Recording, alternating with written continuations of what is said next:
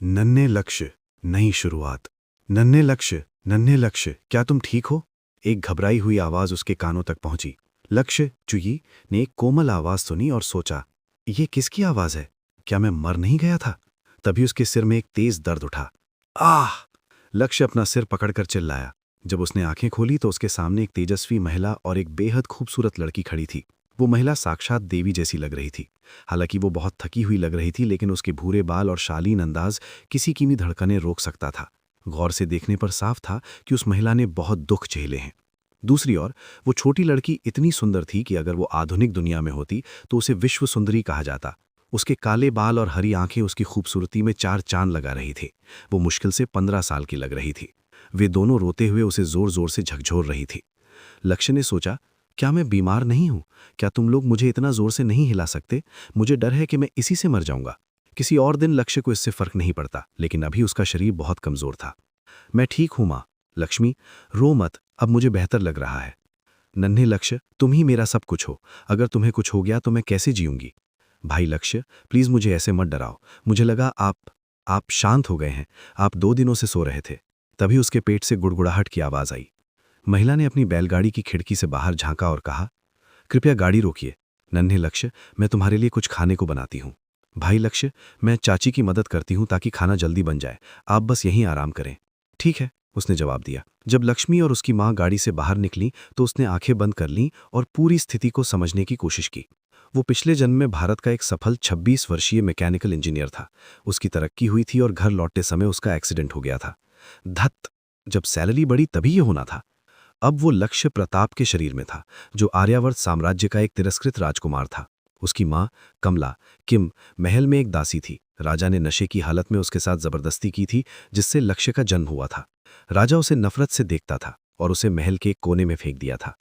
लक्ष्मी की कहानी भी वैसी ही थी। वो जमींदार गौतम की बेटी थी जिसे उसके पिता ने ठुकरा दिया था। लक्ष्य की माँ ने उसे सहारा दिया और वो 10 साल की उम्र से उनके साथ थी। राजा के 6 बच्चे थे, जिनमें लक्ष्य सबसे छोटा और नाजायज माना जाता था। उसके सौतेले भाई बहन उसे गुलामों की तरह सताते थे। इसी दुख के कारण असली लक्ष्य बहुत शांत और गंभीर हो गया था। 1 महीने पहले जब लक्ष्य 15 साल का हुआ तो उसके पिता ने घोषणा की कि वो बंजरपुर का नया शासक होगा। बंजरपुर साम्राज्य का सबसे पिछड़ा इलाका था, जहां लोग भूख और ठंड से मर रहे थे। राजा ने उसे एक तरह से देश निकाला दे दिया था। बूढ़ा बहुत चालाक है। खैर, अब मैं लक्ष्य हूं, मुझे इस जगह को बदलना होगा। जैसे ही वो उठने लगा उसके दिमाग में एक आवाज गूंजी, मेजबान का चयन सफल, सिस्टम विश्लेषण कर रहा है, 100% पूर्ण। लक्ष्य हैरान रह गया। मुझे लगा था ये सिस्टम वाली कहानियां सिर्फ कल्पना होती हैं। दिमाग के अंदर से एक यांत्रिक आवाज आई, डिंग। क्या आप तकनीकी प्रणाली से जुड़ना चाहते हैं? हाँ। सिस्टम बाइंडिंग पूरी हुई। आपको इस दुनिया में उन्नत तकनीक और विकास लाना होगा। लक्ष्य ने पूछा, सिस्टम, तुमने मुझे ही क्यों चुना? पृथ्वी पर आपका आईक्यू 260 था। आप उस समय उपलब्ध सबसे बुद्धिमान मृत व्यक्ति थे। सिस्टम को कम से कम 250 आईक्यू की जरूरत होती है। लक्ष्य को सदमा लगा। मतलब मैं सिर्फ इसलिए चुना गया क्योंकि मैं मर गया था? ठीक है, जो हुआ सो हुआ। सिस्टम ने उसे बताया कि उसे मिशन पूरे करने पर अनुभव अंक मिलेंगे और तकनीकी अंक मिलेंगे, जिससे वो नई मशीनें और ज्ञान खरीद सकेगा। तभी एक स्क्रीन सामने आई। नाम, लक्ष्य प्रताप। स्थिति, बंजरपुर का नया राजा, निर्वासित राजकुमार। हालत, अत्यंत कमजोर, जहर दिया गया है, धीमा विष। लक्ष्य गुस्से में आ गया। तो मुझे जहर दिया गया था। वो राजा हो या मेरे सौतेले भाई बहन, जिसने भी ये किया है मैं उसे छोड़ूंगा नहीं। सिस्टम ने उसे एक शुरुआती उपहार दिया, खेती का ज्ञान और शरीर से जहर निकालने की शक्ति। लक्ष्य को अचानक महसूस हुआ कि उसका कमजोर शरीर ताकतवर हुआ है। उसका पहला मिशन था, क्या आपकी जमीन सच में बंजर है? उसे खेती की नई तकनीक का इस्तेमाल कर भूख मिटानी थी। इनाम के तौर पर उसे बारूद और तोप बनाने का ज्ञान मिलने वाला था। लक्ष्य ने मुस्कुराते हुए सोचा, कम से कम अब मेरे पास एक योजना तो है। तभी लक्ष्मी गाड़ी में वापस आई। वो लक्ष्य को देखकर चौंक गई क्योंकि वो अब स्वस्थ और चमकता हुआ दिख रहा था। भाई लक्ष्य, आप तो बिल्कुल ठीक लग रहे हैं। खाना बाहर खाएंगे या अंदर?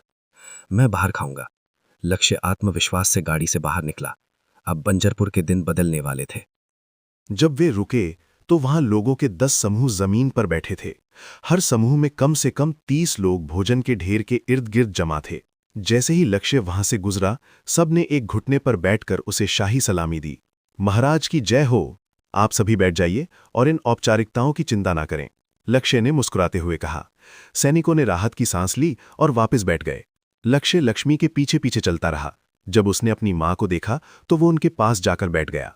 कमला ने उसे बहुत गंभीरता से देखा, उसे दाएं बाएं घुमाकर परखा, उसे गले लगाया और फिर उसके माथे पर हाथ रखकर बुखार चेक किया। वहीं लक्ष्मी ने उसकी कलाई पकड़ ली, जैसे उसकी धड़कन महसूस कर रही हो। हे भगवान, मैं राजा हूं और ये लोग मुझे अभी भी बच्चा समझ रहे हैं। मेरे सैनिक देखेंगे तो क्या सोचेंगे? लक्ष्य ने सोचा। नन्हे लक्ष्य, क्या अब तुम्हें बेहतर लग रहा है? जैसे ही हम बंजरपुर पहुंचेंगे, हम सबसे पहले वैद्य को बुलाएंगे। लो, अब थोड़ा और खाना खाओ। कमला ने एक बड़ी थाली निकाली और उसमें खाना परोसना शुरू किया। लक्ष्य की आंखें फटी की फटी रह गईं।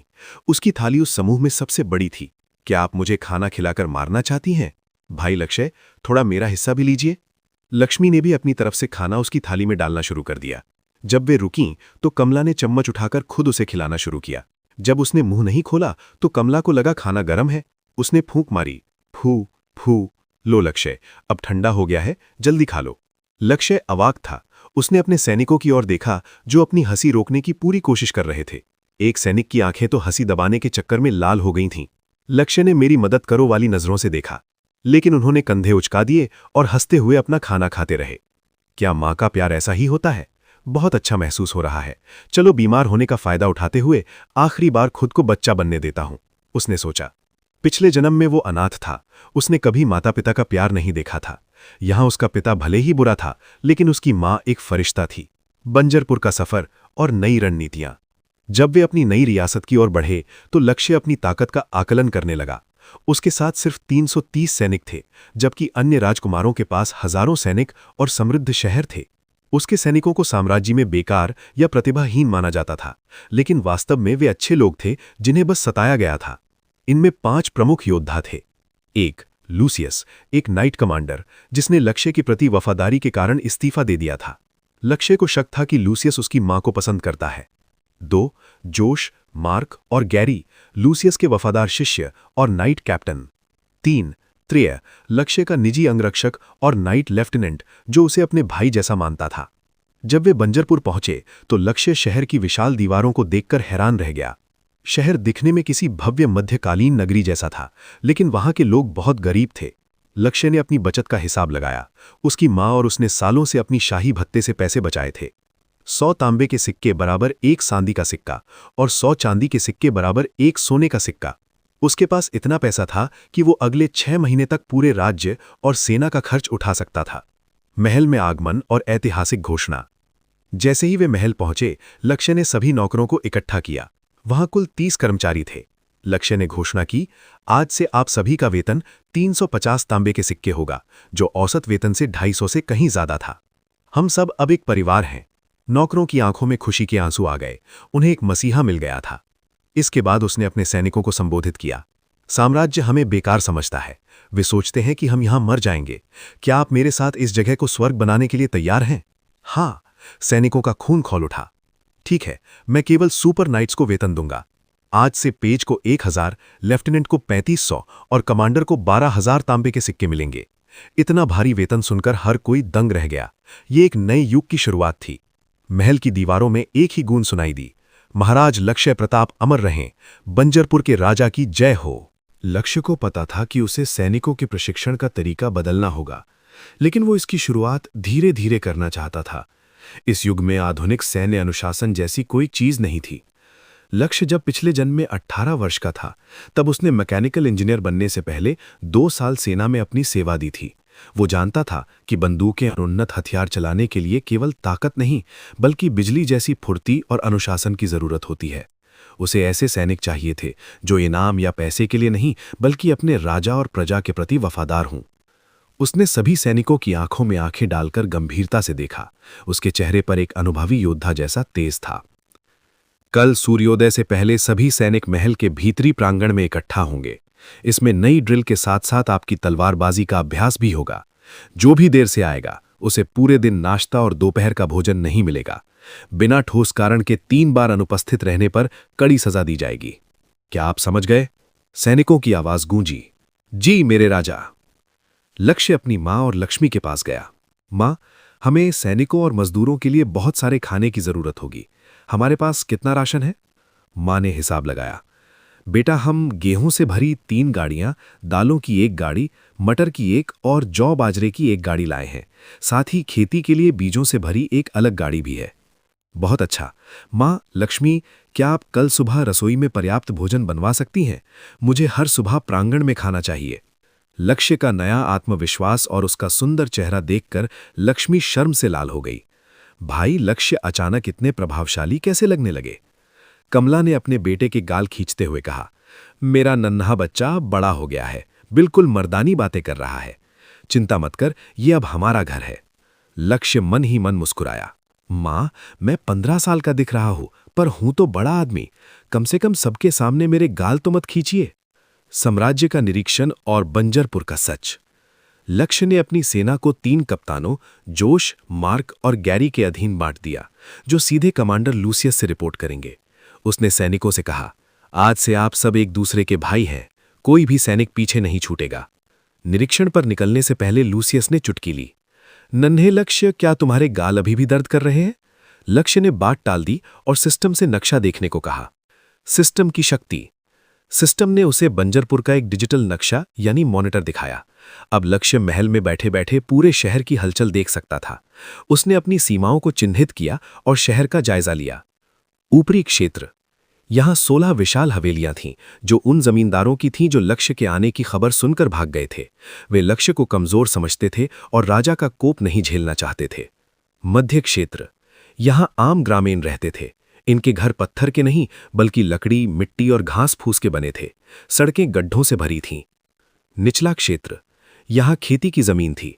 लोग इसे बंजर मानते थे, इसीलिए केवल 5-6 लोग ही खेतों में दिखे।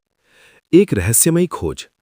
निचले क्षेत्र में लक्ष्य ने देखा कि पश्चिम की ओर 2 और पूर्व की ओर एक बहुत बड़ी हवेली बनी हुई है।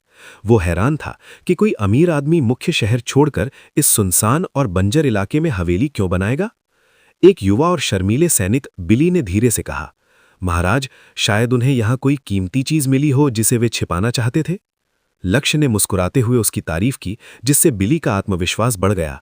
लक्ष्य ने आदेश दिया, चलो पहले पश्चिम की हवेलियों की जांच करते हैं। मुझे जानना है कि वहां ऐसा क्या है। अगला कदम, क्या उन हवेलियों में बंजरपुर का कोई छिपा हुआ खजाना है या कोई भयानक राज? क्या आप जानना चाहेंगे कि लक्ष्य उन हवेलियों में क्या पाता है? जैसे ही लक्ष्य और उसके सैनिक पहली हवेली में दाखिल हुए, वे वहां का नजारा देखकर दंग रह गए।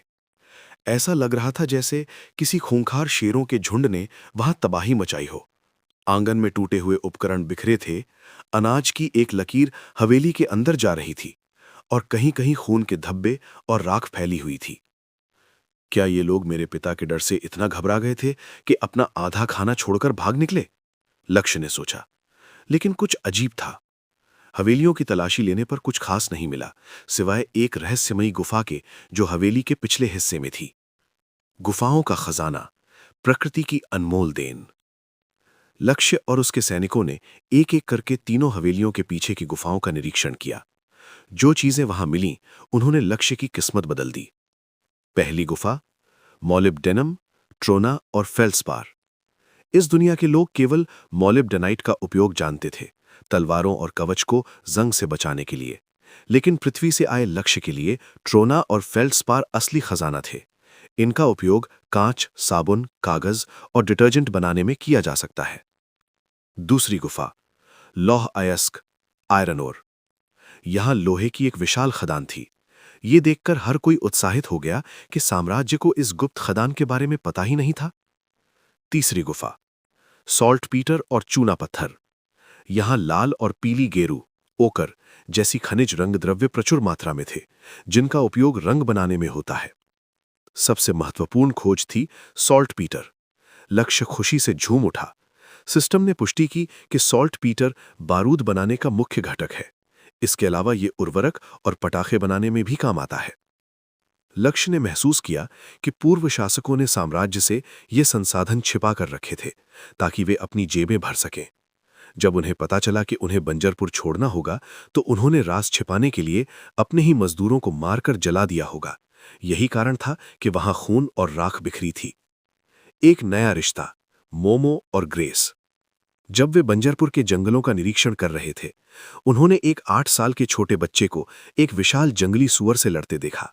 बच्चा मौत के करीब था, तभी लक्ष्य के सैनिकों ने सुअर को मार गिराया। बच्चे का नाम मोमो था। उसने बताया कि उसके माता पिता ठंड के कारण मर गए और उसकी बड़ी बहन ग्रेस बहुत बीमार है। उसे मांस खिलाने के लिए वो शिकार करने आया था। लक्ष्य का दिल पिघल गया। आज से तुम मेरे छोटे भाई हो और तुम्हारी बहन मेरी बड़ी बहन। तुम दोनों अभी हमारे साथ महल में चलोगे। जब वे उनके छोटे से घर पहुंचे तो लक्ष्य ने ग्रेस को देखा। वो बीमार होने के बावजूद बेहद खूबसूरत थी। उसके बाल सुर्ख लाल थे। वहां एक दिलचस्प मोड़ आया। लक्ष्य का कैप्टन जॉश ग्रेस को देखते ही अपनी सुध-बुध खो बैठा और ग्रेस भी उसे देखकर शर्म से लाल हो गई। लक्ष्य और लूसियस ये देखकर मन ही मन मुस्कुराने लगे। लक्ष्य ने शरारत भरी मुस्कान से आदेश दिया, कैप्टन जॉश, आप बहन ग्रेस की मदद कीजिए सामान पैक करने में। कमांडर लूसियस, छोटा मोमो और मैं बाकी सामान देखते हैं। जॉश ने देखा कि लक्ष्य और लूसियस उसे थम्स अप दिखा रहे हैं। उसने सोचा, ये बदमाश। खैर, अच्छा है कि ग्रेस ने इन्हें नहीं देखा, वरना बहुत शर्मिंदगी होती। अब लक्ष्य के पास संसाधन भी थे और एक नया परिवार भी। बंजरपुर के विकास की नींव रखी जा चुकी थी। अगला मिशन, क्या लक्ष्य इन खनिजों का उपयोग करके बारूद बना पाएगा? और क्या कैप्टन जॉश और ग्रेस की प्रेम कहानी आगे बढ़ेगी? जब वे घर पहुंचे तो लक्ष्य ने अपनी मां और लक्ष्मी को वो सब बताया जो हुआ था। उन्होंने मोमो और ग्रेस का अपने परिवार में गर्मजोशी से स्वागत किया। नन्हे मोमो और ग्रेस को एक दूसरे के करीब कमरे दिए गए। वे लक्ष्मी और कमला के कमरों के भी करीब थे। लक्ष्य ने मोमो को नाइट पेज के रूप में प्रशिक्षित करने का काम जोश को दिया। मोमो अब 8 साल का था, इसलिए उसे प्रशिक्षित करने का ये सही समय था। हालांकि इस महाद्वीप में 7 साल की उम्र उपयुक्त मानी जाती थी। वे अपने बिस्तर पर बैठ गया और सोने की कोशिश करने लगा। कल उसके लिए एक व्यस्त दिन था।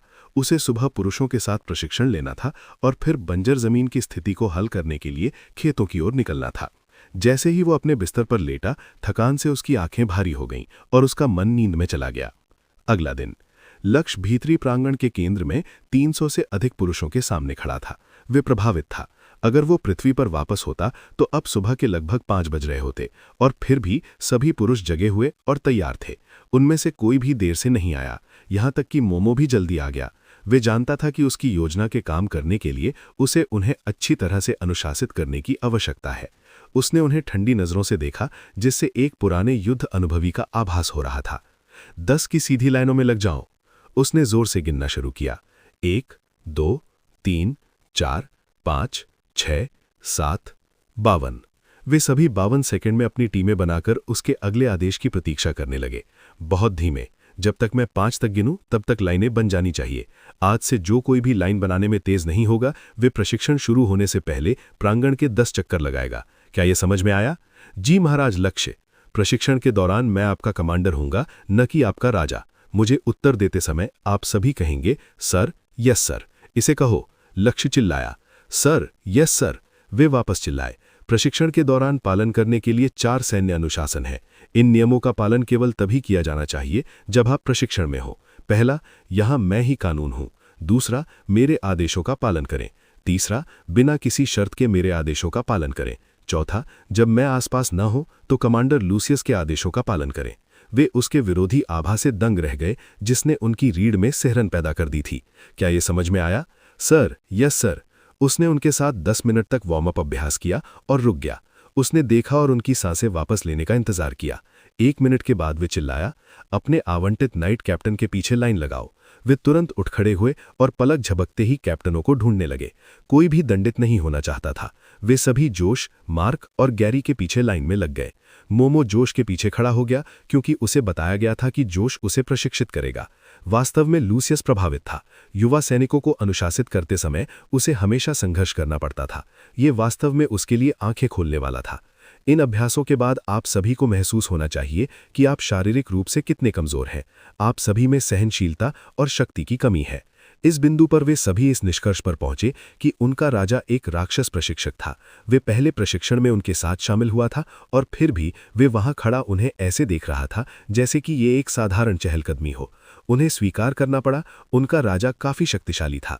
वास्तव में जब सिस्टम ने उसे पहले ठीक किया था तो उसने सिस्टम स्टार्टर पैक लेते समय उसे अतिरिक्त शक्ति भी दी थी। उनके थके हुए चेहरों को बिना किसी भावना के देखते हुए उसने जारी रखा, कैप्टन जोश, मार्क और गैरी आगे बढ़े। वे बाहर निकले और लक्ष्य की ओर देखा। आप सभी अपनी टीमों को मजबूत बनाने में नेतृत्व करेंगे। आप मिलकर चुनौतियों का सामना करेंगे और सुनिश्चित करेंगे कि कोई भी सैनिक पीछे न छूटे। यदि आपकी टीम में कोई भी विफल होता है तो इसका मतलब होगा कि आप भी विफल हुए हैं। क्या आप समझते हैं? सर, यस सर, तीनों ने उत्तर दिया। वे पीछे हटे और अपनी अपनी टीमों के सामने खड़े हो गए। सुनो, हर कोई अपने पैरों को चौड़ा करके नीचे बैठ जाए, हाथ पीठ के पीछे बंधे हुए। हालांकि वे भ्रमित थे, उन्होंने जल्दी से इसे किया। यहां तक कि लूसियस जो किनारे खड़ा था, उसने भी शामिल होने का फैसला किया। वे इस नए अभ्यास का अनुभव करना चाहता था। इस स्क्वाट स्थिति को बनाए रखते हुए आगे बढ़ने के लिए कूदे।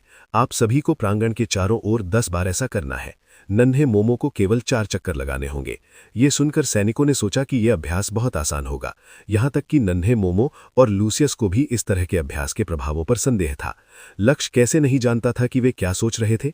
पृथ्वी पर उसने भी यही सोचा था जब पहली बार उसने देखा था कि अभ्यास कैसे किया जाता है। लक्ष्य लूसियस के बगल में लाइनों के बिल्कुल पीछे चला गया और नीचे बैठ गया।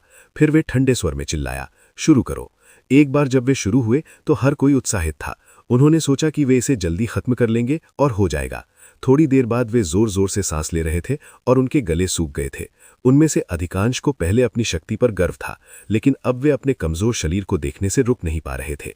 यहां तक कि लूसियस को भी जलन हो रही थी, लेकिन वे जानता था कि वे रुक नहीं सकता। गैरी को ऐसा लगा कि वे मरने वाला है। उसकी भारी भुजाएं और थके हुए पैर लड़खड़ाने लगे। मोमो ने पैरों और जांघों में जलन महसूस की। क्या इसका मतलब है कि मैं कमजोर हूं? उसने सोचा। पीछे से लोगों को थका हुआ देखकर लक्ष्य बोला, यदि आप इतनी आसानी से हार मान लेते हैं तो क्या आप वास्तविक सैनिक हैं? क्या आप असली मर्द हैं? उठो, ये मेरा आदेश है। मेरा आदेश ही कानून है। जब उन्होंने उसे पीछे से सुना तो उन सभी के मन में एक ही विचार था, राक्षस प्रशिक्षक। जैसे जैसे अभ्यास आगे बढ़ा, उनकी जांघें सुन्न महसूस होने लगीं। हर बार जब वे छोड़ना चाहते थे तो उन्हें पीछे से शैतान की आवाज सुनाई देती थी, जो हार मान लेंगे उन्हें मेरे क्रोध का सामना करना पड़ेगा। यदि आप देखना चाहते हैं, हे मुझे आजमाएं। जैसे ही उन्होंने नन्हे मोमो की ओर देखा, उन्हें वास्तव में इस बात से जलन हुई कि उसने अपने चक्कर पूरे कर लिए थे। त्रेक और वास्तव में ऐसा महसूस हुआ जैसे उसके पैर कटकर अलग हो जाएंगे।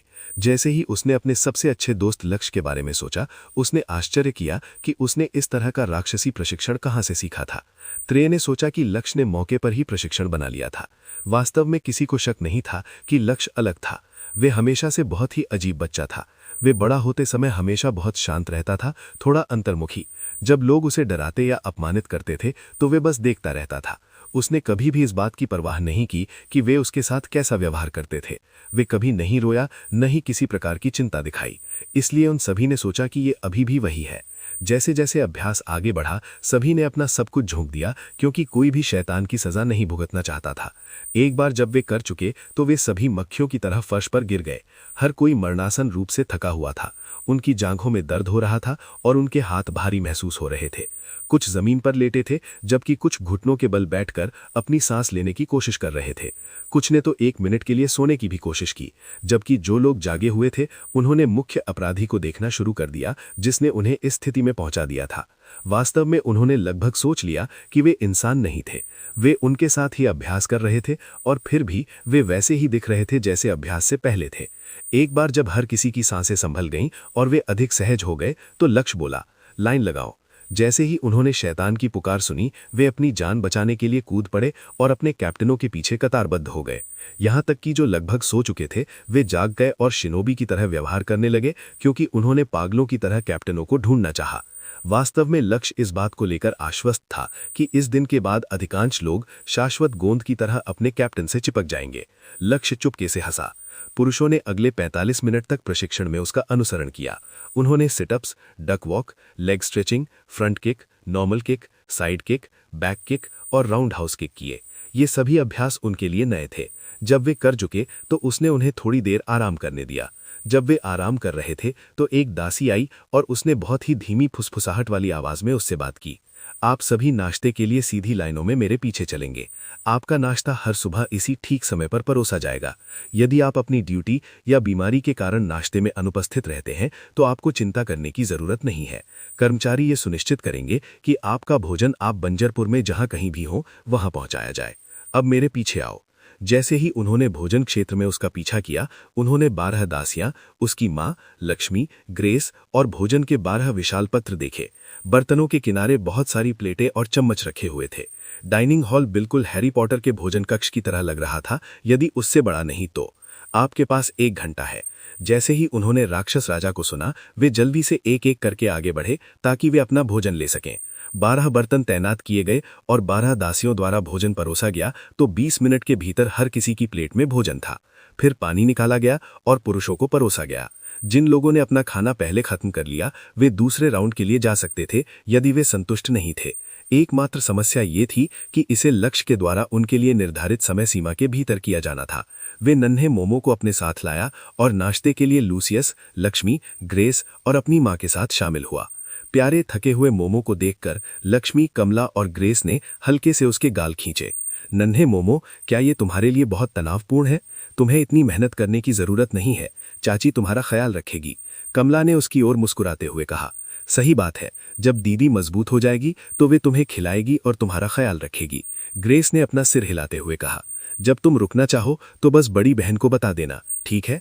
लक्ष्मी ने उसकी ओर देखा। चाची, बड़ी बहन, लक्ष्मी दीदी, मैं ठीक हूँ। भाई लक्ष्य ने प्रशिक्षण के दौरान मेरा अच्छा ख्याल रखा। मैं मजबूत बनना चाहता हूँ। मेरे प्यारे नन्हे मोमो, कितने प्यारे। कमला ने उसका सिर सहलाते हुए कहा।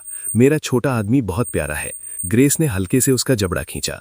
नन्हे मोमो, तुम बहुत ही मनमोहक हो। लक्ष्मी ने उसके दूसरे गालों को हल्के से खींचा। मोमो मुड़ा और उसने देखा कि लूसियस और लक्ष्य अपनी हंसी रोक रहे थे। उसे बुरा लगा। कोई भी पुरुष हमेशा महिलाओं के पीछे नहीं छिपना चाहता था। लोग क्या कहेंगे? उसने अपनी बाहों की ओर देखा और सोचा, प्यारा, मनमोहक, नहीं नहीं नहीं, भाई लक्ष्य सही कह रहे थे। अभी मैं बहुत कमजोर हूं। जैसे ही समय समाप्त हुआ, लक्ष्य चिल्लाया, लाइन लगाओ और बाहर निकलो। पुरुषों के दिमाग में लाइन लगाओ शब्द उनके राक्षस कमांडर के पसंदीदा शब्द थे और उनके सबसे बुरे भी। उन्हें पूरा यकीन था कि उन्हें राजा का पीछा करते हुए और ये कहते हुए दुष्स्वप्न आएंगे, लाइन लगाओ। जब वे प्रांगण में वापस लौटे तो लक्ष्य ने जारी रखा। अब से 2 सप्ताह बाद सभी टीमें एक दूसरे के साथ प्रतिस्पर्धा करेंगी। प्रत्येक टीम में सबसे मजबूत व्यक्ति को उनकी टीम के कैप्टन का सेकंड इन कमांड बनाया जाएगा। साथ ही जो खुद को साबित करेंगे उन्हें। जब तक प्रशिक्षण समाप्त हुआ, सुबह के 9 बज चुके थे। सभी पुरुष अपने आवंटित पदों पर चले गए। लक्ष्य ने मोमो, लक्ष्मी और त्रिय को निचले इलाकों के खेतों में ले जाने का फैसला किया। खेतों को देखते हुए वो मोटे तौर पर अनुमान लगा सकता था कि वहां कम से कम 300 खेत थे। पूरी जगह पृथ्वी के औद्योगिक बागानों में से एक की तरह लग रही थी। जमीन पर 3 किसान थे। जब उन्होंने लक्ष्य को आते देखा तो वे आधे रास्ते में उससे मिलने के लिए दौड़े। शुभ दिन महाराज, उन्होंने अपनी आवाज में डर के साथ जवाब दिया। आप सभी को शुभ दिन। मुझे आश्चर्य है कि क्या आप लोग मुझे यहाँ की जमीन के बारे में बता सकते हैं? मुझे उम्मीद थी कि मैं आप सभी की सहायता कर सकूंगा, लक्ष्य ने मुस्कुराते हुए कहा। मेरे प्रभु, क्या हम पूछ सकते हैं कि आप कौन हैं? एक बुजुर्ग व्यक्ति ने पूछा। लक्ष्य देख सकता था कि ये आदमी समूह के नेता की तरह था। बात करते समय हर कोई एक तरह से उसके पीछे छिप गया था। मैं बंजरपुर का नया राजा हूं, राजा लक्ष्य। ये मेरा निजी नाइट त्रेय है, मेरी सहेली लक्ष्मी, और मेरा अंदाजा है कि आप सभी यहाँ नन्हे मोमो को जानते ही होंगे। कृपया सहज रहें, मैं केवल मदद करना चाहता हूँ। किसानों ने लक्ष्य को उत्सुकता से देखा। ये पहली बार था जब उन्होंने किसी ऐसे राजा को देखा या सुना था जो खेती में सहायता करना चाहता था। क्या मैं आपके नाम भी जान सकता हूँ? लक्ष्य ने पूछा। महाराज, मेरा नाम पटवर्धन है, ये लखन है और ये वासु है। हम यहाँ बंजरपुर में किसान हैं, पटवर्धन ने सबका परिचय कराते हुए कहा। पटवर्धन काले बालों और हरी आंखों वाला एक मजबूत 42 वर्षीय व्यक्ति था। दूसरी ओर 37 वर्षीय लखन के बाल सुनहरे और आंखें भूरी थीं और 36 वर्षीय वासु के बाल स्याही जैसे काले और गहरी भूरी थीं। महाराज, हम 20 से अधिक वर्षों से इस भूमि पर खेती कर रहे हैं।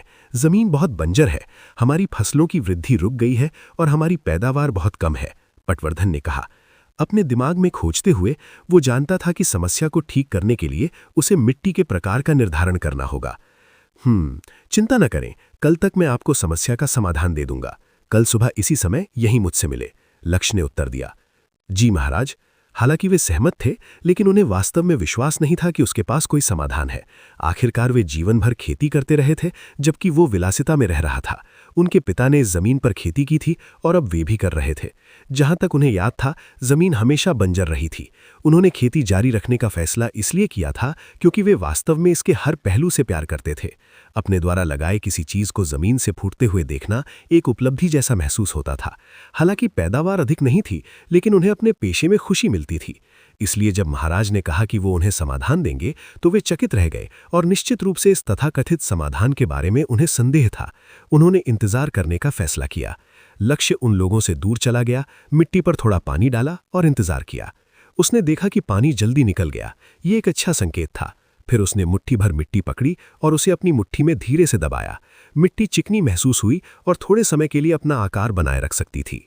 अब तक सब ठीक है, उसने सोचा। लक्ष्य ने जमीन से 3 मुट्ठी ऊपरी मिट्टी ली और वापस महल चला गया। महल पहुंचकर लक्ष्य ने सफेद जेड के शराब के बर्तन को पानी से भर दिया और उसमें मिट्टी डाल दी। फिर उसने इसे जोर जोर से हिलाया जब तक कि मिट्टी के सभी ढेले घुल नहीं गए। फिर उसने रात भर खिड़की के पास बर्तन रखने का फैसला किया। वास्तव में पारदर्शी कांच के जार का उपयोग करना सबसे अच्छा होता, लेकिन बहुत बुरा हुआ, कांच का अभी आविष्कार नहीं हुआ था। उसने फैसला किया कि भविष्य में वो किसानों और ग्रामीणों को खेती के बारे में वो सब कुछ सिखाएगा जो वो जानता था। ज्ञान ही शक्ति है, उसने सोचा। जितने अधिक लोग खेती के सही तरीकों को जानेंगे, बंजरपुर में फसल की पैदावार उतनी ही बेहतर होगी। सिस्टम, क्या तुम मुझे मेरे स्टार्टर पैक से खेती की किताब की एक प्रति दे सकते हो? मेजबान को जवाब, नहीं। यदि मेजबान एक प्रति चाहता है तो मेजबान को इसे स्वयं लिखना चाहिए। सिस्टम ने जवाब दिया, क्या तुम्हें एक सर्वशक्तिमान और महान तकनीकी प्रणाली नहीं होना चाहिए? लक्ष्य बड़बड़ाया, ये ठीक इसलिए है क्योंकि सिस्टम सर्वशक्तिमान और महान है कि आपके अनुरोध को अस्वीकार कर दिया गया था। सिस्टम कोई फोटोकॉपी मशीन नहीं है मेजबान। लक्ष्य अवाक रह गया, कितना निर्लज्जी सिस्टम है, उसने सोचा। तो फिर तुम मेरी मदद कैसे कर सकते हो? मेजबान सिस्टम के स्पेस टाइम कैप्सूल का उपयोग कर सकता है। एक बार जब मेजबान कैप्सूल खाता है तो मेजबान को सिस्टम के स्थान में ले जाया जाएगा। बाहरी दुनिया में 1 घंटा सिस्टम के स्थान में 5 दिनों के बराबर होता है। सिस्टम ने भावनाहीन होकर उत्तर दिया। लक्ष्य उत्साहित था, इसके साथ वो घंटों में पूरी किताब लिख सकता था। सिस्टम, मैं स्पेस टाइम कैप्सूल का उपयोग करना चाहता हूं, उसने उत्साह से कहा। मेजबान के पास स्पेस टाइम कैप्सूल का उपयोग करने के लिए पर्याप्त अनुभव, तकनीक या बोनस अंक नहीं है। लक्ष्य को समझ नहीं आ रहा था कि हंसे या रोए। फिर तुमने मुझे कैप्सूल के बारे में क्यों बताया? लक्ष्य ने लगभग उस बेवकूफ सिस्टम को मार डालने की इच्छा करते हुए पूछा। सिस्टम ने सोचा कि मेजबान को बताने का ये उचित समय है। लक्ष्य ने खुद को शांत करने की कोशिश करते हुए अपने माथे की नसों को रगड़ा। एक कैप्सूल में कितना समय होता है और कैप्सूल का उपयोग करने से पहले मुझे कितने अंकों की आवश्यकता है? मेजबान को जवाब, एक कैप्सूल वास्तविक दुनिया में 1 घंटे के बराबर होता है। मेजबान को स्पेस कैप्सूल खरीदने के लिए इनमें से किसी भी अंक की आवश्यकता है। 10 तकनीकी अंक, 5 अनुभव अंक या 2 बोनस अंक। सिस्टम ने उत्तर दिया, चूंकि मेरे पास अभी कोई अंक नहीं है, मैं क्या करूं? सिस्टम सुझाव देता है कि मेजबान कुछ आविष्कार करे ताकि बोनस अंक प्राप्त हो सके। लक्ष्य की आंखें चमक उठी। यही बात है, मैं एक ब्लैक बोर्ड बनाऊंगा, उसने सोचा। दूसरा दिन प्रशिक्षण के बाद वो अपनी खिड़की के पास गया और बर्तन की सामग्री का निरीक्षण किया। उसने एक चम्मच लिया और सावधानी से जांच की कि क्या मिट्टी में कोई परतें हैं। सबसे नीचे रेत थी, बीच की परत में गाद थी और सबसे ऊपरी परत में चिकनी मिट्टी थी। ये दोमट मिट्टी थी। ये कृषि के लिए एकदम सही मिट्टी थी। ये रेत, गाद और चिकनी मिट्टी का मिश्रण थी। अगर समस्या खुद मिट्टी के साथ नहीं थी तो इसका केवल एक ही कारण हो सकता था, पोषक तत्वों और कार्बनिक पदार्थों की कमी। जब लक्ष्य ने बर्तन में देखा तो उसने महसूस किया कि पानी का अवशेष रंग में साफ था और शीर्ष पर बहुत अधिक कार्बनिक तलछट तैरते हुए नहीं देखे जा सकते थे। ये एक बुरा संकेत था। आमतौर पर उपजाऊ मिट्टी चारों ओर तैरते हुए बहुत सारे कार्बनिक तलछटों के साथ धुंधले रंग का पानी छोड़ती है। समाधान सरल है, मिट्टी को खाद की आवश्यकता है। वास्तव में ये समस्या दशकों पहले सुलझ गई होती अगर इस महाद्वीप के लोग जानते कि खाद क्या होती है। सबसे महत्वपूर्ण बात जो जाननी चाहिए वो ये है कि मिट्टी जीवित है। मिट्टी के ऊपर की तुलना में मिट्टी में जीवों की अधिक प्रजातियां हैं। ये जीव मिट्टी के खनिजों और कार्बनिक पदार्थों को विटामिन और हार्मोन में परिवर्तित करते हैं जिनकी पौधे को आवश्यकता होती है। तो 1 दशक से अधिक समय से ये लोग मिट्टी को भूखा रख रहे थे। जाहिर है ये जीव या तो मर जाएंगे या दूर चले जाएंगे। ये इतना सरल है। मिट्टी को भी खाने की जरूरत होती है। वास्तव में बंजरपुर ही एकमात्र ऐसी जगह नहीं थी जहां की जमीन बंजर कही जाती थी। ऐसे बहुत से छोटे शहर थे जिन्हें यह समस्या थी। बंजरपुर के प्रसिद्ध होने का कारण यह था कि यह साम्राज्य का तीसरा सबसे बड़ा शहर था। 40 से अधिक वर्षों से यह बंजर था। उसे मिली रिपोर्टों से लोगों ने दावा किया कि एक दिन जमीन बंजर हो गई। कुछ लोगों ने तो यहां तक कहा कि यह एक शापित योजना थी। बेशक लक्ष्य उन सभी कहानियों पर विश्वास नहीं करता था। यह निश्चित रूप से रातों रात नहीं हुआ था। हर किसी ने उस जगह को छोड़ दिया था क्योंकि इसे साम्राज्य के लिए बेकार माना गया था। जैसा कि कहा जाता है, आप जितने बड़े होते हैं उतनी ही जोर से गिरते हैं। बंजरपुर का आकार पृथ्वी पर टोक्यो जापान के बराबर था। कल्पना कीजिए कि यदि पूरा टोक्यो बंजर भूमि में बदल जाए और वहां भोजन भी ना हो, बेशक ही सुर्खियां बकोरता। लक्ष्य फसल चक्र भी शुरू करना चाहता था। ऐसा करने से मिट्टी की उर्वरता, पोषक तत्व और फसल की पैदावार निश्चित रूप से बढ़ेगी। फसल चक्र तनावपूर्ण खरपतवार और मिट्टी के प्रदूषण को भी कम करेगा। ये मिट्टी की संरचना को बनाए रखने की एक अच्छी विधि थी। समाधान मिलने के बाद उसने बहुत सारे बैग और बाल्टियां लीं और मोमो, लक्ष्मी, त्रेय और 3 अन्य नाइट्स के साथ फिर से निकल गया। निचले क्षेत्र के रास्ते में वे अस्तबल में रुके और जानवरों का गोबर लिया और फिर कुओं से पानी निकाला। उन्होंने बहुत सारी काई, घास और मृत पेड़ों की छाल भी इकट्ठा की और बैगों में भर दी। साथ ही पके हुए फेंके गए फल, सब्जियां और सब्जियों के छिलके भी लिए। बंजरपुर का निचला क्षेत्र। सब कुछ एक साथ मिलाओ और मिट्टी पर डाल दो, लक्ष्य ने कहा। हर कोई उसे ऐसे देख रहा था जैसे वो पागल हो गया हो। क्या ऐसा करने से मिट्टी सड़ नहीं जाएगी? उन्होंने सोचा। भले ही वो ऐसा सोच रहे थे, फिर भी उन्होंने वैसा ही किया। खेतों की क्यारियों में पानी डालो, याद रहे कि इसे डुबोना नहीं है, ऐसा करने से मिट्टी सख्त हो जाएगी। वे जल्दी से वही करने लगे जैसा उसने कहा था। अब हम इंतजार करेंगे। अगले कुछ दिनों में आप सभी ठीक वैसी ही प्रक्रिया का पालन करेंगे जो अभी की गई है। जब कोई बदलाव दिखे तो मुझे आकर ढूंढना, लक्ष्य ने कहा। हर कोई सहमत हुआ क्योंकि वे भी इस छोटे से प्रयोग के परिणामों को जानना चाहते थे। एक बार सब कुछ हो जाने के बाद लक्ष्य ने एक ब्लैकबोर्ड के लिए एक बढ़ाई को ढूंढा। चूंकि फसलों को सुधार के कोई संकेत दिखाने में समय लगेगा, इसलिए उसने इस बीच एक स्कूल खोलने का फैसला किया। अभी के लिए उसने सभी बच्चों और ग्रामीणों को पायरॉन में पढ़ना और लिखना और गणित करना सिखाने का फैसला किया। उसने पहले ही लक्ष्मी से पायरॉन सिखाने में सहायता करने के लिए कहने का फैसला कर लिया था, जबकि कमला और वो खुद गणित पढ़ाएंगी। हालांकि दोनों महिलाएं बुनियादी जोड़ और घटाव जानती थीं, लेकिन गुणा और भाग उनके लिए करना कठिन होगा। इसलिए उसने गणित को 2 भागों में तोड़ने का फैसला किया। गणित 1 जोड़ और घटाव और गणित 2 गुणा और भाग। कमला गणित 1 पढ़ाएंगी और वो गणित 2 पढ़ाएंगे। बेशक दोनों गणित की कक्षाएं संख्याओं की बुनियादी समझ के साथ शुरू होंगी। उन्हें यह सुनिश्चित करना होगा कि ग्रामीणों को गिनती करना आता है, इससे पहले कि वो जोड़ या गुणा शुरू करें। उसने अब से हर रात दोनों महिलाओं को गणित सिखाने की योजना भी बनाई। उसे उम्मीद थी कि उनमें से कोई जल्द ही दूसरे गणित शिक्षक के रूप में उसका कर्तव्य संभाल सकेगी। मध्य क्षेत्र में काफी मुट्ठी भर साक्षर लोग रह रहे थे। रिपोर्टों से वो जानता था कि कुछ कीमियागर, वेल्डर वगैरह थे जो साक्षर थे। इन लोगों को ढूंढना और दूसरों को सिखाने में उनका उपयोग करना एक अच्छा विचार होगा। आखिरकार वो सब कुछ नहीं सिखा सकता। उसने उसी स्कूली शिक्षा प्रणाली का पालन करने का फैसला किया जो पृथ्वी पर मौजूद है। ग्रामीण चाहे कितने भी बड़े या छोटे हों, जो साक्षर नहीं थे, वे किंडरगार्टन से शुरुआत करेंगे। वे पढ़ना, लिखना, संख्याओं को सरल तरीके से जोड़ना आदि सीखेंगे। जैसा कि कहा जाता है, स्कूल जाने के लिए आपकी उम्र कभी ज्यादा नहीं होती। वास्तव में लक्ष्य को याद आया कि अपनी यूनिवर्सिटी के दिनों में उसकी कक्षा में एक 50 वर्षीय व्यक्ति था। वो बहुत चकित था और उस व्यक्ति का गहरा सम्मान करता था। ऐसी उम्र में स्कूल जाने की हिम्मत हर किसी में नहीं होती। ज्यादातर लोग या तो शर्मिंदा होते थे या बहुत अहंकारी। बंजरपुर की स्थिति बहुत जटिल थी। हर कोई या तो शिकार करने, मछली पकड़ने, खाना पकाने, कृषि करने आदि के लिए बाहर जाता था। चूंकि वो उनके दैनिक जीवन में बाधा नहीं डालना चाहता था, इसलिए उसने शहर के लिए एक शिक्षण कार्यक्रम बनाने का फैसला किया। उसकी सुबह की कक्षाएं और देर दोपहर की कक्षाएं होंगी। सभी निरक्षर ग्रामीणों को दिन में कम से कम एक सत्र में भाग लेना आवश्यक था।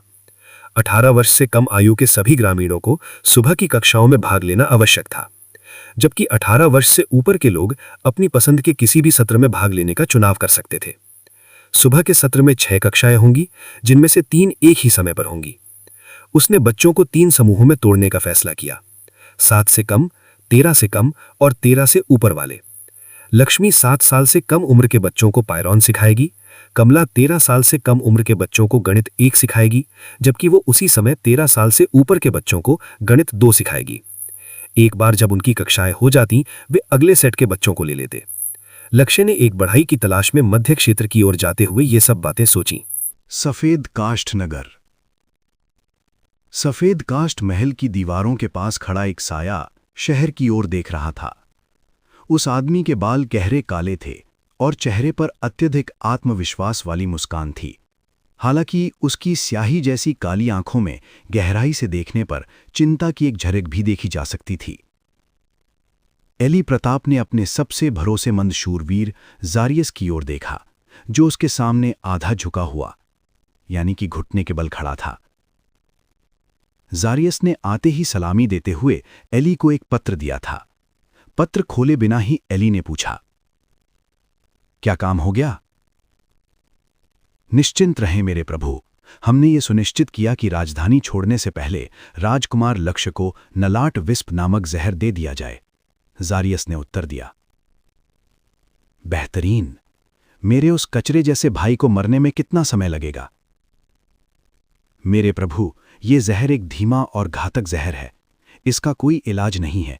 ये उसे 5 महीने के समय में मार देगा। तब तक राजकुमार लक्ष्य की मृत्यु के लिए किसी को मेरे प्रभु पर संदेह भी नहीं होगा। मैंने कोई सबूत नहीं छोड़ा है। बेहतरीन। जारियस, तुमने बहुत अच्छा काम किया है। मेरा वो बेवकूफ भाई मेरे शाही परिवार के लिए कलंक है। अगर उन्हें पता भी चल गया कि मैंने ये किया है तो क्या हुआ? पिताजी को ज्यादा परवाह नहीं होगी। वो तो पहले से ही एक चलता फिरता मुर्दा है।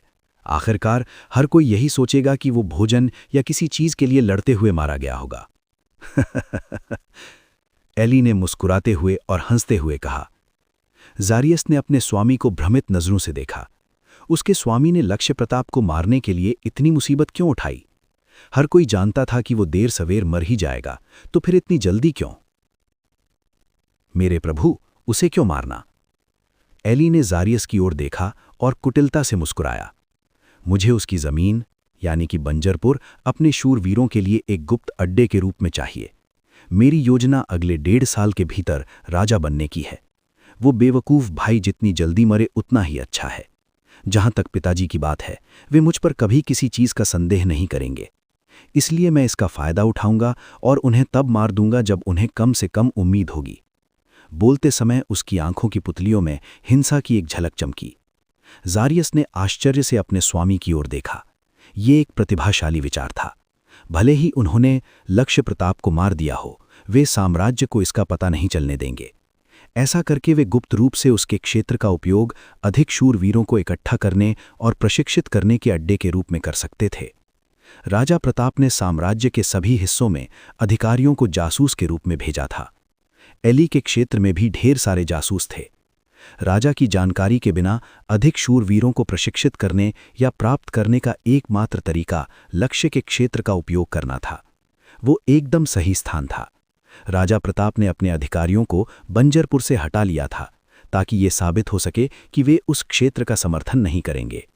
राजा का मानना था कि लक्ष्य कभी उनके लिए खतरा पैदा नहीं करेगा, इसलिए उन्हें वहां जासूस भेजने की आवश्यकता महसूस नहीं हुई।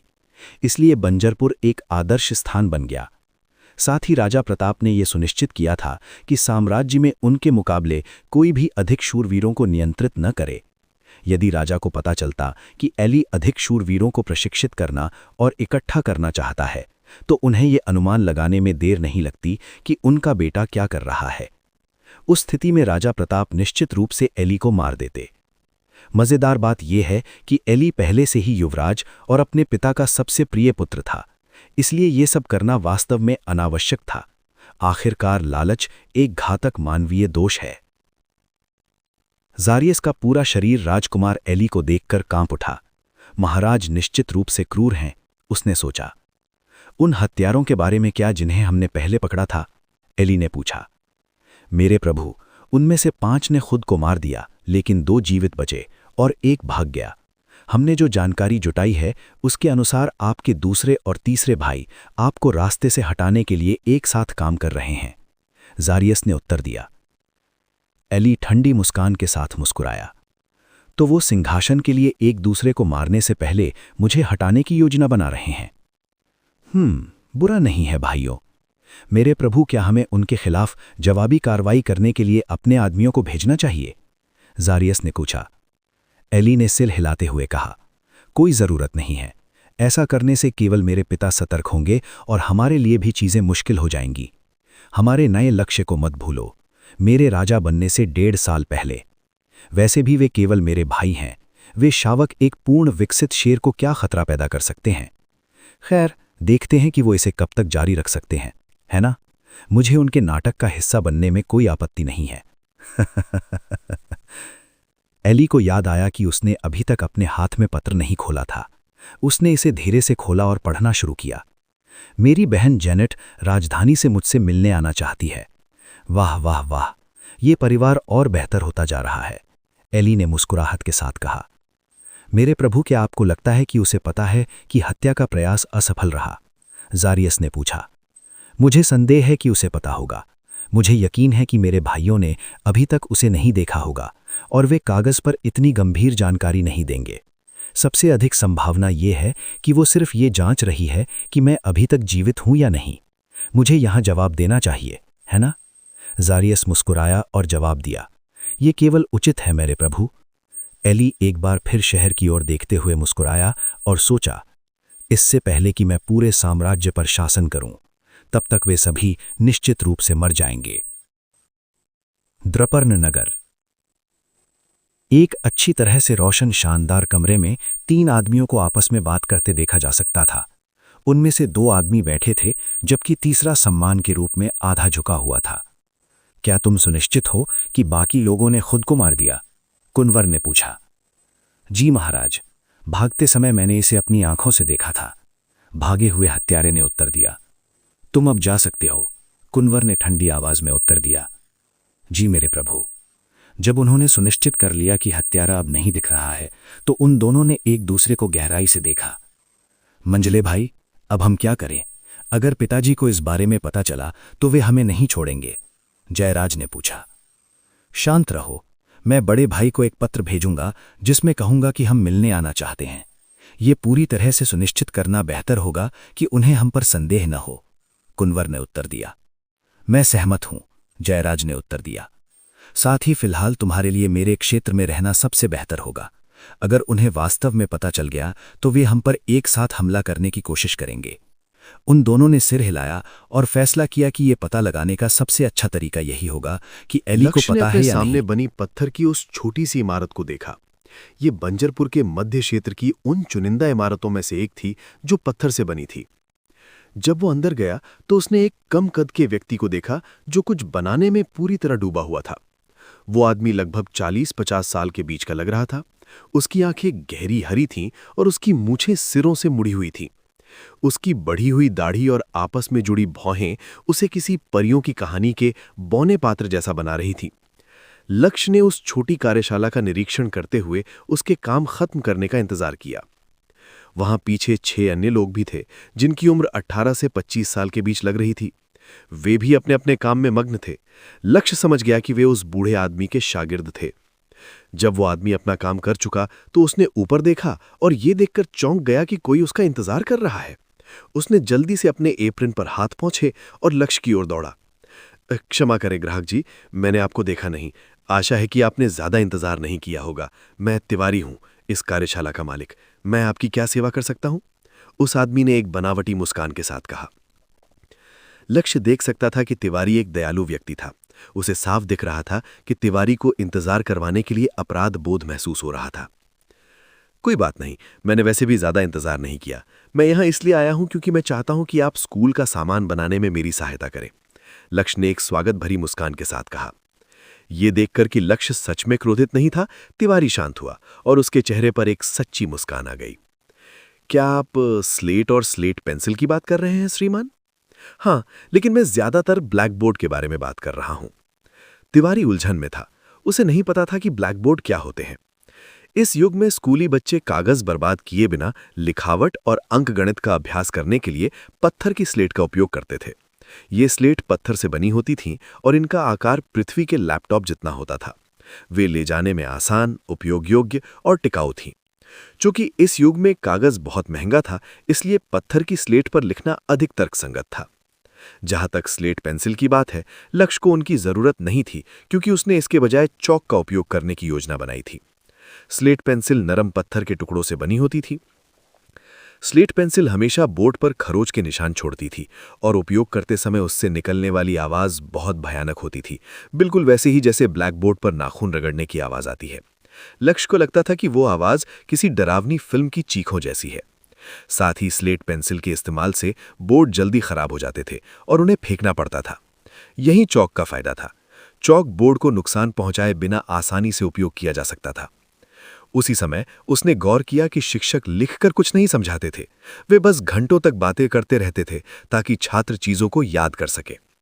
स्लेट के पत्थर को केवल छोटे टुकड़ों में ही काटा जा सकता था, इसलिए बहुत बड़ा ब्लैक बोर्ड बनाना लगभग असंभव था। इसलिए वो शिक्षकों को उनके पढ़ाने के तरीके के लिए दोष नहीं दे सकता था, क्योंकि उनके पास ब्लैक बोर्ड जैसी कोई चीज नहीं थी। बेशक भविष्य में लक्ष्य जानता था कि वो विश्वविद्यालयों में उपयोग होने वाले लोकप्रिय व्हाइट बोर्ड्स तक पहुंच जाएगा। लक्ष्य ने उलझे हुए तिवारी की ओर देखा और मुस्कुराया। चिंता मत करो, मैं तुम्हें मार्गदर्शन दूंगा कि उन्हें कैसे बनाना है। जैसे ही तिवारी ने लक्ष्य की बात सुनी, उसने सिर हिलाया और उसे आश्वासन मिला। आपको कितने चाहिए होंगे श्रीमान? मुझे 60 ब्लैक बोर्ड और 2000 स्लेट चाहिए होंगी।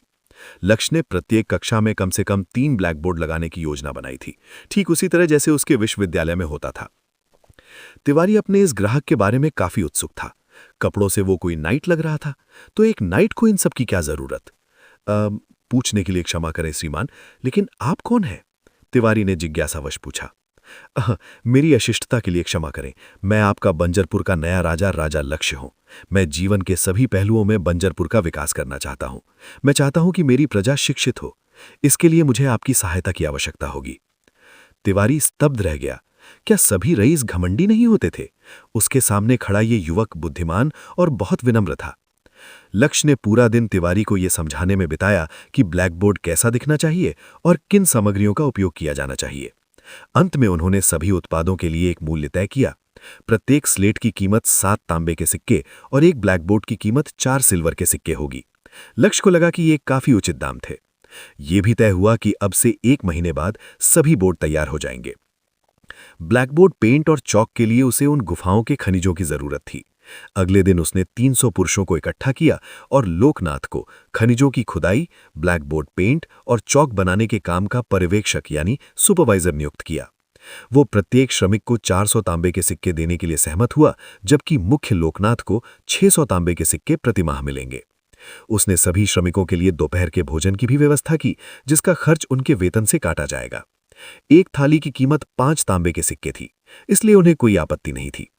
1 सप्ताह बीत गया और लक्ष्य को एहसास हुआ कि उन्होंने काफी खनिज इकट्ठा कर लिए हैं।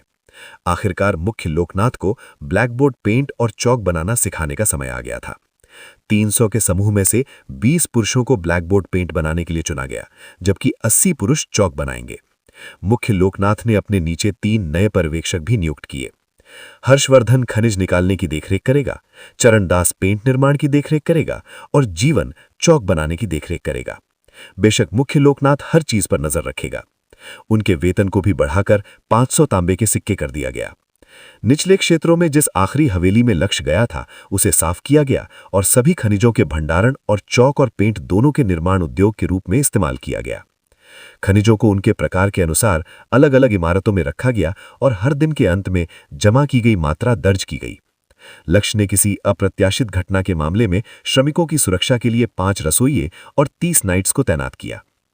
एक बार जब ब्लैकबोर्ड पेंट का पहला जत्था तैयार हो गया तो लक्ष्य ने उसे तिवारी के पास भेज दिया। साथ ही चौक का नमूना भी भेजा।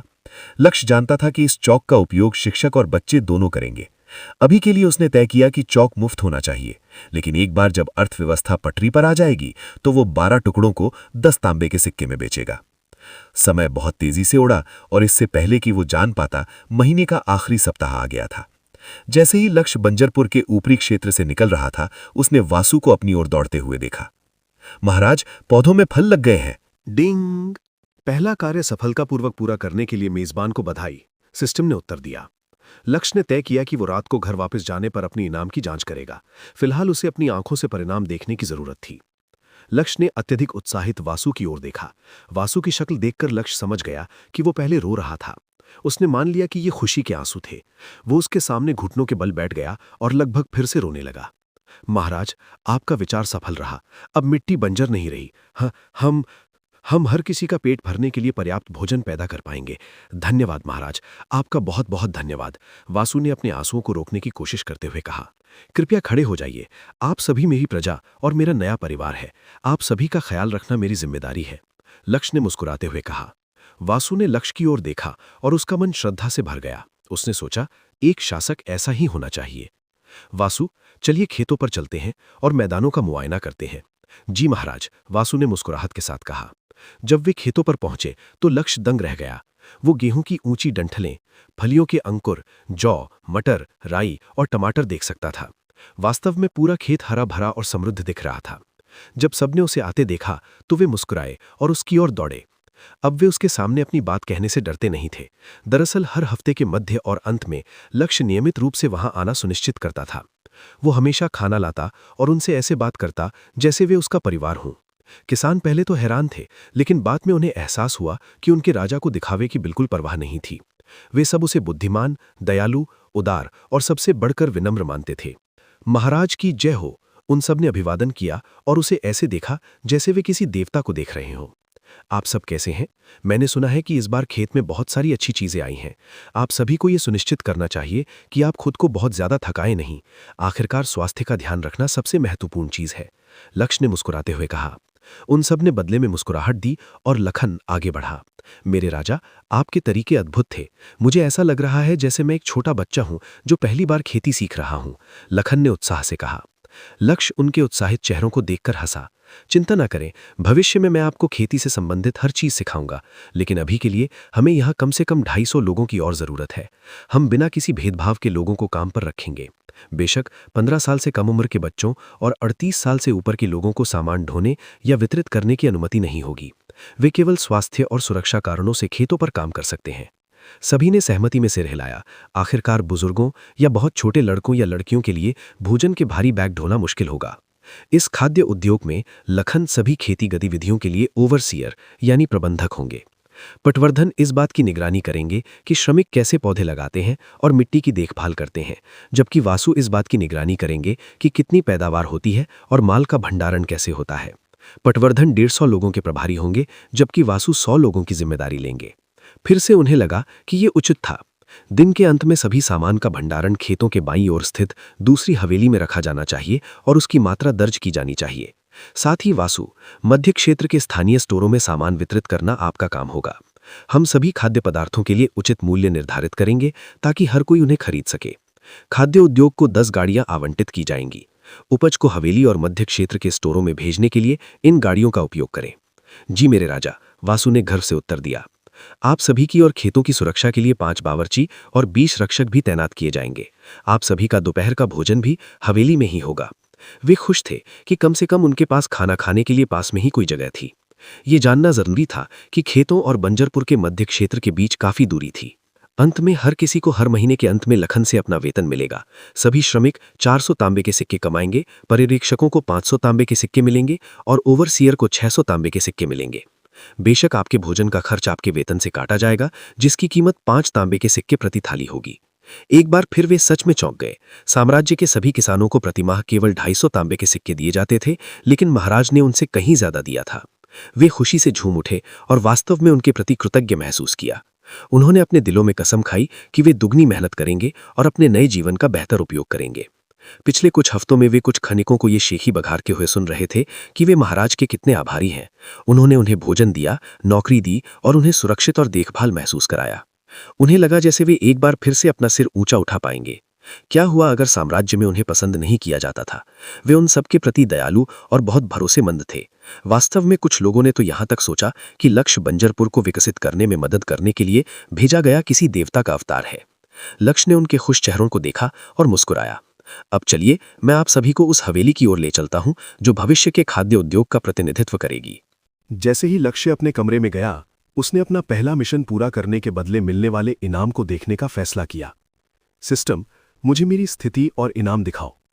नाम लक्ष्य प्रताप, आयु 15 वर्ष, स्थिति बंजरपुर का राजा, स्तर शुरुआती, स्तर 1, वर्तमान स्थिति स्वस्थ, कार्य पूरा हुआ, बंजर भूमि को सुधारना और सिस्टम की मदद से क्षेत्र का नक्शा बनाना।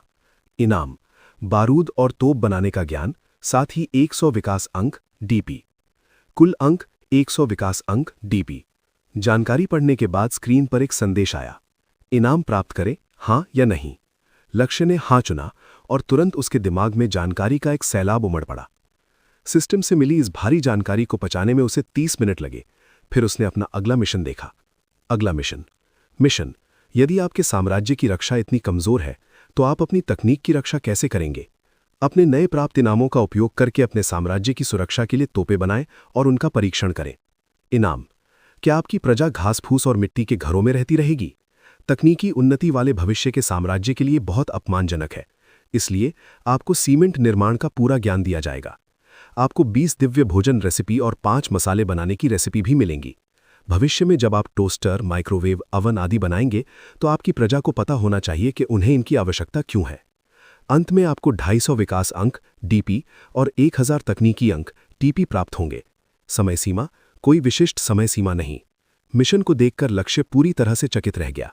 नए मिशन के इनामों ने उसे दंग कर दिया था। ऐसा नहीं था कि उसे खाना बनाने से कोई समस्या थी, लेकिन जब भी कोई तकनीक के बारे में बात करता है तो वो एआई सिस्टम, लैपटॉप, कारों आदि के बारे में सोचता है। कोई भी खाना बनाने का जिक्र नहीं करता। लेकिन अब जब उसने इस बारे में सोचा तो उसे समझ आया कि अगर वो अलग अलग मसालों और व्यंजनों के साथ आता है तो लोग उन्हें हर दिन खाना चाहेंगे। इसके बाद वो फ्राइंग पैन, अवन और ग्रिल जैसे खाना पकाने के उपकरणों की सराहना करेंगे। एक तरह से ये युग इस दौर में तकनीकी सुधार ही था। आखिरकार लोग ऐसी चीजें चाहते हैं जो उनके जीवन को बेहतर और आसान बनाएं। एक पल के लिए लक्ष्य को लगा कि ये सिस्टम वास्तव में लोगों का ब्रेन वॉश करने की कोशिश कर रहा है। मतलब ये सिस्टम चाहता था कि लोग इन व्यंजनों के लिए तरसें। वो जितना अधिक तरसेंगे वे उन्हें बार बार पकाने की कोशिश करेंगे। जब लक्ष्य ऐसे उपकरण बनाएगा जो खाना पकाने के समय को कम कर देंगे तो वे हमेशा के लिए तकनीक के गुलाम हो जाएंगे। लक्ष्य ने गौर किया कि इस युग के लोगों को डीप फ्राइंग के बारे में नहीं पता था। वे खाना तलना जानते थे, लेकिन वे व्यंजन केवल पैलेसेस या बड़े घरों तक ही सीमित थे। यहां तक कि उनके तलने का तरीका भी खराब था।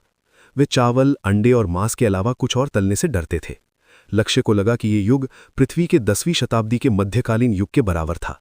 लोग मछलियों को उबालते या भूनते थे, लेकिन कभी तलते नहीं थे। इसका कारण अज्ञानता थी। पृथ्वी पर भी 13वीं शताब्दी तक लोगों को नहीं पता था कि अन्य चीजें भी तली जा सकती हैं, और 16वीं शताब्दी तक वे नहीं जानते थे कि खाद्य फसलों के लिए अच्छी होती है। ज्यादातर लोग आग पर लंबे समय तक खाना भूनते या उबालते थे। मसालों के नाम पर वे बस कुछ पत्तियां, शहद और नमक डालते थे। नमक भी बहुत महंगा था।